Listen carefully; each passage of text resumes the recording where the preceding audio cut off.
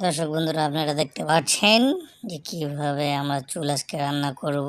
চুল রান্না করার জন্য প্রথমে চকলেটের স্পাইনি কালেকশন রয়েছে, সেটা নিয়ে প্রথমে ঢেলে দিলাম।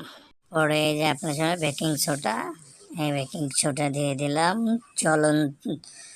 জ্বলন্ত কড়াইয়ের মধ্যে রয়েছে আমাদের চুল।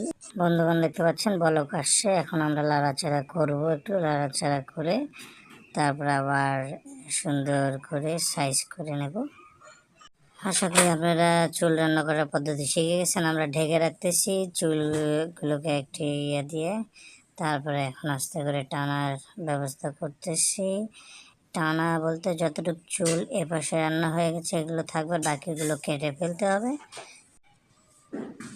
এই জন্য আমি একটু টানাটানি করতেছি যতটুকু আসে। তারপর দেখেন এই যে সুন্দর রান্না হয়ে গেছে। এই রান্না করা চুলটুকু আমরা এখানে এই কড়াইয়ের মধ্যেই রেখে দেবো, এবং বাকি যে অবশিষ্ট যে চুলটুকু রয়েছে সে চুলটুকু আমরা এভাবেই ধুয়ে দেবো।